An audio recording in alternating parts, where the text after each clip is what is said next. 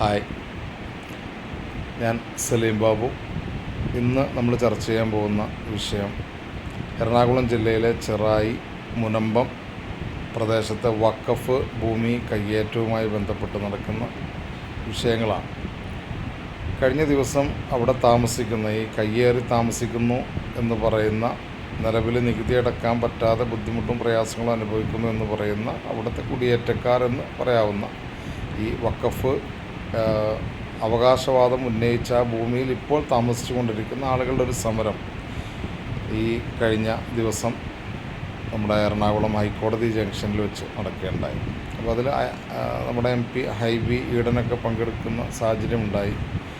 നമ്മൾ ഈ സമരങ്ങളും അതുമായിട്ട് ബന്ധപ്പെട്ട് പ്രദേശവാസികളുടെയും അവിടുത്തെ ക്രിസ്ത്യൻ സഭകളുടെ ചില ഉത്തരവാദിത്തപ്പെട്ട ആളുകളുടെയും ഒക്കെ വീഡിയോകൾ കുറേ ദിവസങ്ങളായിട്ട് സോഷ്യൽ മീഡിയയിൽ വന്നുകൊണ്ടിരിക്കുകയാണ്. അപ്പോൾ ഈ വീഡിയോകൾ കണ്ടു കഴിഞ്ഞാൽ അവരതിൽ പറയുന്ന കാര്യം, ഇന്ത്യയിൽ വഖഫ് നിയമങ്ങൾ എടുത്തു കളയുകയും മുസ്ലിങ്ങൾക്ക് ഇങ്ങനൊരു വഖഫ് ഭൂമികളും വഖഫ് സ്വത്തുക്കളും കൈകാര്യം ചെയ്യാനും അവർക്ക് ആ സംഭവം അവർ ഉപയോഗപ്പെടുത്താനും പറ്റാത്ത രീതിയിലുള്ള നിയമങ്ങൾ കൊണ്ടുവരികയും ചെയ്യണം, അല്ലെങ്കിൽ ഇന്ത്യ മൊത്തത്തിൽ അവരുടെ കയ്യിലാകും. ഇപ്പോൾ നിലവിലുള്ള നിയമങ്ങൾ വെച്ച് മുസ്ലിങ്ങൾക്ക് ഇഷ്ടപ്പെടുന്നൊരു സ്ഥലം അവർ ചൂണ്ടിക്കാണിച്ചത് വഖഫ് ഭൂമിയാണെന്ന് പറഞ്ഞാൽ അതല്ല, ഇത് ഞങ്ങളുടെ ഭൂമിയാണെന്ന് തെളിയിക്കേണ്ട ബാധ്യത ഞങ്ങളെപ്പോലത്തെ പാവപ്പെട്ട ആളുകൾക്കാണെന്നും മുസ്ലിങ്ങൾ ഇത്തരത്തിൽ ഒരുപാട് ക്ലെയിമുകൾ അനധികൃതമായി നടത്തിക്കൊണ്ട് ജനങ്ങളെ ബുദ്ധിമുട്ടിച്ച് അവരുടെ സ്വത്ത് കവർന്നെടുത്തുകൊണ്ടിരിക്കുക എന്നുള്ള രീതിയിലാണ് ആ വോയിസുകളും അവരുടെ പ്രഭാഷണങ്ങളൊക്കെ പുറത്തു വന്നുകൊണ്ടിരിക്കുന്നത്.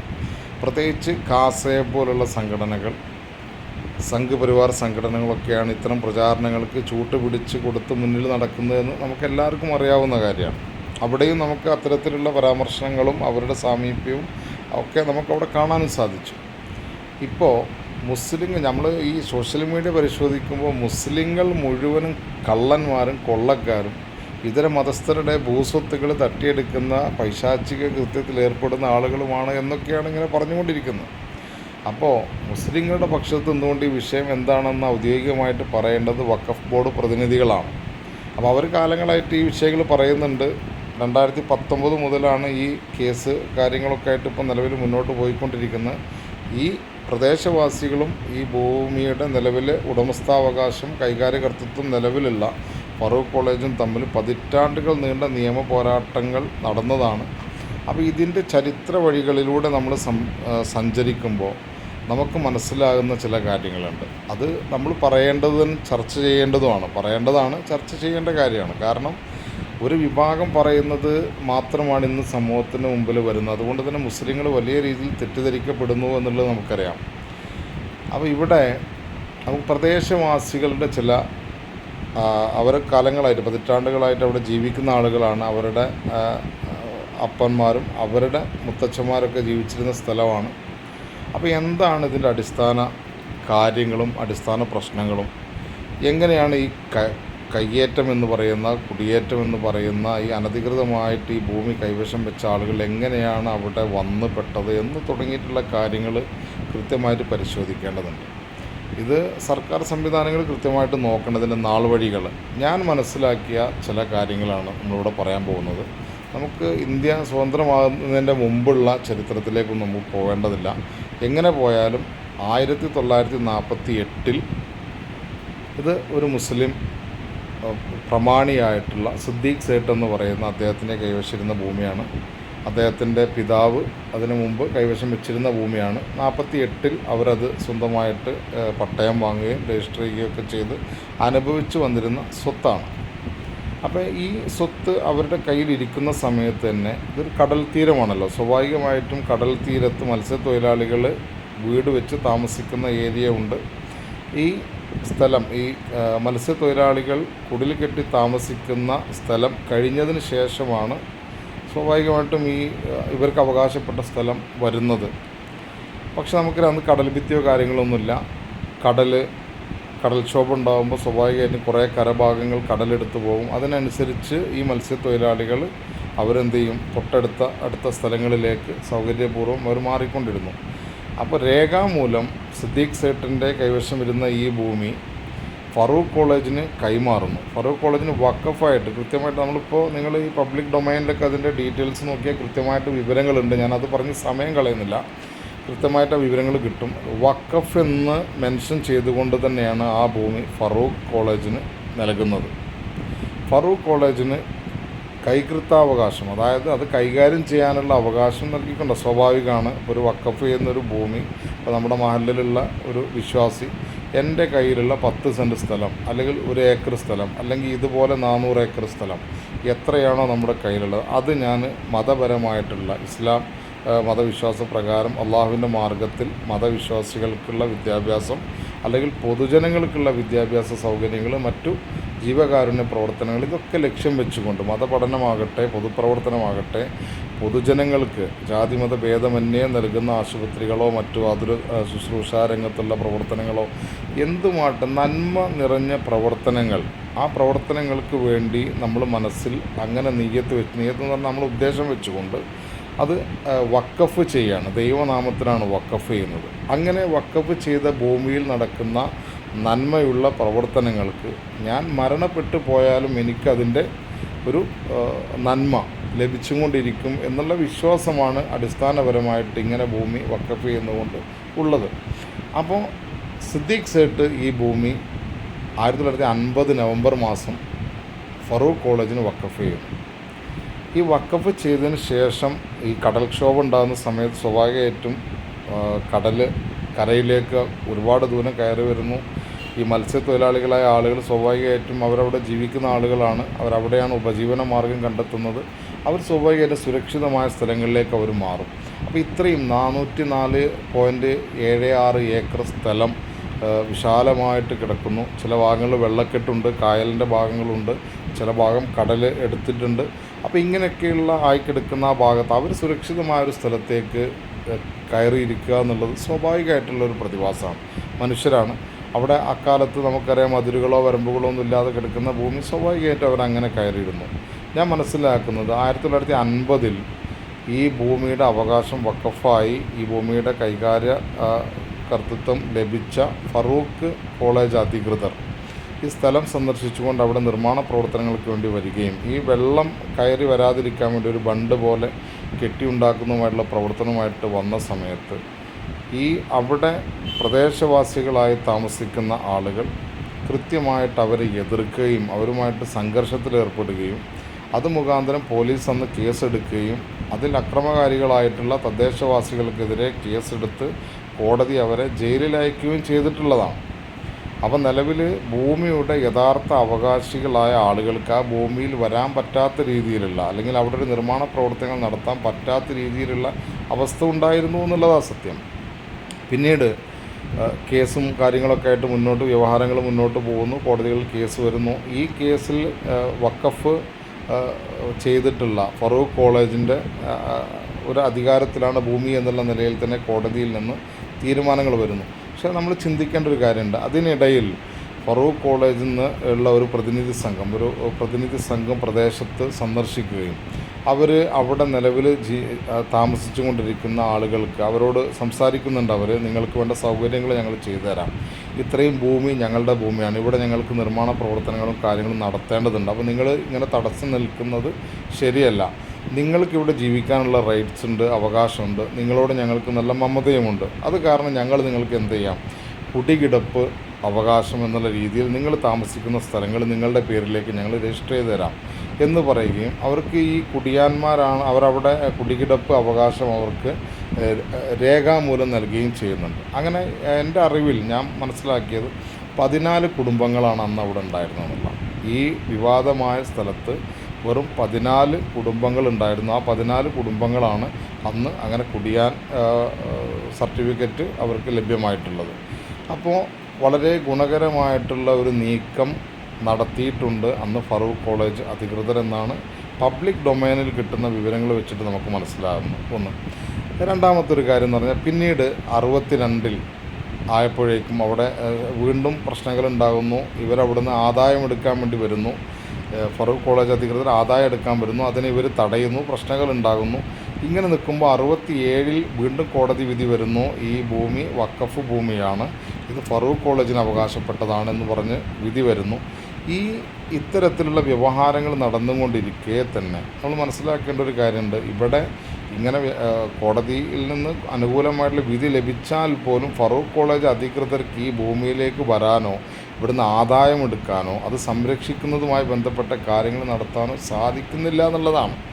അപ്പോൾ ആരാണ് ഇവിടെ കുടിയേറ്റം നടത്തുന്നത്, എങ്ങനെയാണ് ഇതുമായി ബന്ധപ്പെട്ടുള്ള കാര്യങ്ങൾ അക്കാലത്ത് നീങ്ങിയത് എന്ന് നമുക്ക് മനസ്സിലാക്കാൻ സാധിക്കും. ഇനി 1975 ആകുമ്പോഴേക്കും വീണ്ടും കേസുകളിലേക്ക് പോകുന്നു, പ്രശ്നങ്ങളിലേക്ക് പോകുന്നു. ഹൈക്കോടതി അടക്കം ഇടപെട്ടുകൊണ്ട് ഇത് വഖഫ് ഭൂമിയാണെന്നും ഇത് നിലവിൽ ഫറൂഖ് കോളേജിൻ്റെ അധികൃതരുടെ അവകാശത്തിലും കൈകാര്യകൃത്യത്തിലും ആണ് ഈ ഭൂമി ഉള്ളത് എന്നും വീണ്ടും കോടതി പറയാണ്. അപ്പോൾ ഈ കോടതി ഈ വിധി പറയുമ്പോഴും നിങ്ങൾ മനസ്സിലാക്കണം, 1950 ഫറൂഖ് കോളേജിന് എഴുതി കൊടുത്ത ഒരു ഭൂമി ഏകദേശം പതിറ്റാണ്ടുകളായി അവർക്ക് ഒരു നിലക്കും അവിടെ കയറി ചെല്ലാൻ പറ്റാത്ത രീതിയിൽ ഒരു വലിയ രീതിയിലുള്ള എതിർപ്പുമായിട്ട് അവരുടെ ഒരു വിഭാഗം ആളുകൾ ഉയർന്നു വരുന്നു. അവിടെ 14ഓളം കുടുംബങ്ങൾക്ക് അവിടെ കുടികിടപ്പ് അവകാശം കൊടുത്തിട്ടുണ്ട്. അവരായിരിക്കുമല്ലോ സ്വാഭാവികമായിട്ട് അവിടെ ഉണ്ടാകുക.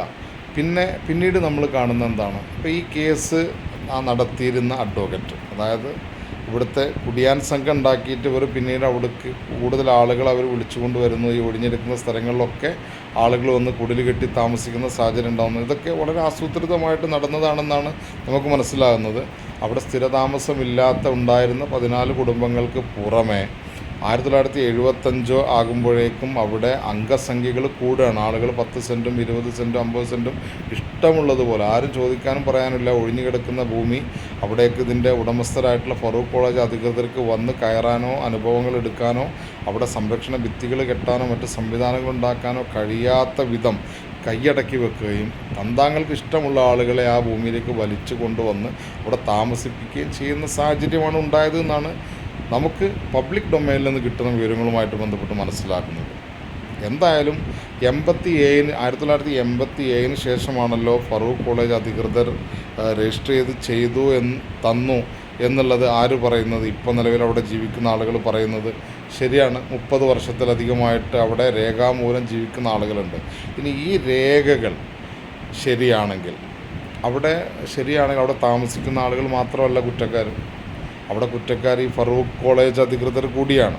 ആ ട്രസ്റ്റ് ആരാണോ മുന്നോട്ട് കൊണ്ടുപോകുന്നത് അവരുടെ അടുത്തും വീഴ്ചയുണ്ട്. ഞാൻ മനസ്സിലാക്കിയെടുത്തോളം ഒരു പവർ ഓഫ് അറ്റോർണി കൊടുക്കുകയും അതിന് കാരണമായി പറയുന്നൊരു കാര്യമുണ്ട്. നിലവിൽ ഇവിടുത്തെ ഈ കുടിയാൻ സംഘത്തിന് വേണ്ടി ഹൈക്കോടതിയിലടക്കം കേസ് പോയിരുന്ന, അതല്ലെങ്കിൽ അഡീഷണൽ കോടതിയിൽ കേസ് വാദിച്ചിരുന്ന അവരുടെ അഡ്വക്കറ്റ് ജഡ്ജിയായിട്ട് വരികയും അത് അവിടെ ജീവിക്കുന്ന ഒരു വ്യക്തി തന്നെ അദ്ദേഹത്തിൻ്റെ വീഡിയോയിൽ പറയുന്നുണ്ട്, ഞങ്ങളുടെ കേസ് വാദിച്ചിരുന്ന ആൾ തന്നെ ജഡ്ജിയായിട്ട് വരികയും അദ്ദേഹത്തിൻ്റെ സ്വാധീനം ഉപയോഗിച്ചുകൊണ്ട് ഞങ്ങൾ സമ്മർദ്ദം ചെലുത്തുകയും അതുകൊണ്ട് ഇവർ ഞങ്ങൾക്കിത് ഭൂമി ആധാരം ചെയ്തു തരാൻ തയ്യാറാവുകയും ചെയ്തു എന്നാണ് അവർ പറയുന്നത്. ഒരിക്കലും വഖഫ് ഭൂമിയാണ് എന്ന് ഹൈക്കോടതി അടക്കം നിരവധി പ്രാവശ്യം പല കോടതികളും വഖഫ് ഭൂമിയാണെന്ന് ക്ലെയിം ചെയ്ത ഒരു ഭൂമി, ആ ഭൂമിയിൽ എന്തുകൊണ്ടാണ് ഇത്രയും ആളുകൾ വീണ്ടും വീണ്ടും വന്ന് താമസമാക്കിയത്? ആ കാലം 87 വരെയെങ്കിലും അത് അനധികൃത കുടിയേറ്റമല്ലാതെ എന്താണ്? അത് അനധികൃത കുടിയേറ്റമാണ്. ആദ്യഘട്ടത്തിൽ അവിടെ താമസിച്ചിരുന്ന മത്സ്യത്തൊഴിലാളികൾക്ക് അവിടെ ജീവിക്കാനുള്ള റൈറ്റ്സ് ഉണ്ട്. അവർ ന്യായമായിട്ടും അവരുടെ ഭൂമി കടലെടുത്ത് പോകുമ്പോൾ സ്വാഭാവികമായിട്ടും തൊട്ടടുത്ത ഭൂമിയുടെ ആളുകൾ അവരുമായിട്ട് സഹകരിക്കേണ്ടതാണ്. അത് മാനുഷികപരമായിട്ടുള്ള അവരുടെ അവകാശമാണ്. അത് അംഗീകരിച്ച് കൊടുത്തിട്ടുണ്ട് ഫറൂഖ് കോളേജ് അധികൃതർ. ഞാൻ മനസ്സിലാക്കുന്നത് ഇത്തരത്തിലുള്ള ഈ പറയപ്പെട്ടതുപോലുള്ള സ്വാധീന ശക്തികളുടെ ഇടപെടൽ കാരണം അവസാന നിമിഷത്തിൽ എനിക്ക് കിട്ടിയ ഒരു വിവരം അനുസരിച്ച് ഒരു പവർ ഓഫ് അറ്റോർണി ഒരു മധ്യസ്ഥത വഹിക്കുന്ന ഒരു അഡ്വക്കറ്റ് പവർ ഓഫ് അറ്റോർണി എഴുതി വാങ്ങുകയും ആ പവർ ഓഫ് അറ്റോർണി ഉപയോഗിച്ചാണ് ഇന്ന് കാണുന്ന ആളുകൾക്ക് 200ഓളം കുടുംബങ്ങൾക്ക് അന്ന് ആധാരം രജിസ്റ്റർ ചെയ്ത് കൊടുത്തു എന്നാണ് പറയുന്നത്. ഈ ആധാരം രജിസ്റ്റർ ചെയ്ത് കൊടുക്കുന്ന പവർ ഓഫ് അറ്റോർണി കയ്യിലുള്ള അഡ്വക്കറ്റ് ആയാലും ഈ ആധാരം രജിസ്റ്റർ ചെയ്ത് വാങ്ങുന്ന അവിടെ കുടിയേറി താമസിക്കുന്ന ആളുകളായാലും ശരി, ഇവർക്ക് കൃത്യമായിട്ട് ബോധ്യമുള്ളതാണ് ഇത് വഖഫ് ഭൂമിയാണെന്ന് ഹൈക്കോടതി ക്ലെയിം ചെയ്തതാണ്, വിധി പ്രസ്താവന വന്നതാണ്. ഈ ഭൂമി പിന്നീട് ഞങ്ങൾ ഇങ്ങനെ ബലപ്രയോഗത്തിലൂടെ രജിസ്റ്റർ ചെയ്തെടുത്താൽ നാളെ ഞങ്ങൾക്കൊരു പ്രശ്നം വരുമെന്ന് മനസ്സിലാക്കേണ്ടതാണ്. അല്ലാതെ ഇത് ഈ ചെറായി ബീച്ചിലോ അല്ലാതെ മുനമ്പം ബീച്ചിലോ ഒരുപാട് ആളുകൾ താമസിക്കുന്നു. ഒരു സുപ്രഭാതത്തിൽ മുസ്ലിങ്ങൾ അതിലെ വാഹനത്തിൽ പോകുമ്പോൾ അത് നല്ലൊരു ഏരിയയാണ് എന്ന് പറയുന്നു, വിരൽ ചൂണ്ടിയിട്ട് ഇതൊക്കെ ഞങ്ങളുടെ ഭൂമിയാണെന്ന് പറയുന്നു. അങ്ങനെ കോടതി കേസ് കൊടുക്കുന്നല്ല. ഇത് 1950 മുതൽ മുസ്ലിങ്ങൾ ആധികാരികമായിട്ട് അവർക്ക് അർഹതപ്പെട്ട വഖഫ് ഭൂമിയായി കണ്ട സ്ഥലമാണ്. അവിടെ നിരന്തരമായ ബലപ്രയോഗത്തിലൂടെ ആസൂത്രിതമായി പല വിഭാഗം ആളുകളും നിരന്തരമായിട്ട് കയ്യേറിയ ഭൂമിയാണ്, ഒരു സംശയമില്ല. അപ്പോൾ മുസ്ലിങ്ങൾ അനധികൃതമായിട്ട് ഞങ്ങളുടെ ഭൂമിയെന്ന് പറഞ്ഞ് ക്ലെയിം ചെയ്യാൻ വന്നിട്ടില്ല. മുസ്ലിങ്ങൾ ഇന്നും വിരൽ ചൂണ്ടി പറയുന്ന കാര്യങ്ങൾക്ക് വേണ്ടി തെരുവിലിറങ്ങുകയോ സമരം ചെയ്യുകയോ ഏതെങ്കിലും തരത്തിൽ മറ്റവിടെ കുടിയേറിയ ആളുകളെ വേദനിപ്പിക്കുന്ന ഒരു വീഡിയോ ചെയ്യുകയോ കണ്ടിട്ടില്ല. ഞാനിപ്പോൾ ഈ വീഡിയോ ചെയ്യാൻ കാരണം കഴിഞ്ഞ ദിവസങ്ങളിൽ ഖാസ അടക്കമുള്ള RSS അടക്കമുള്ള ആളുകൾ മുസ്ലിങ്ങളുടെ തലയിൽ കരിയോയിലൊഴിച്ച് കളയുന്ന രീതിയിൽ അവരുടെ മതവിശ്വാസത്തെയും സാമൂഹിക ബോധത്തെയും ഒക്കെ തിന്മയുടെ ചാപ്പ കുത്തുന്നത് കണ്ടിട്ട് സഹിക്കാൻ പറ്റാത്തതുകൊണ്ടാണ് ഞാനിന്ന് ഈ വോയിസ് ഇടുന്നത്.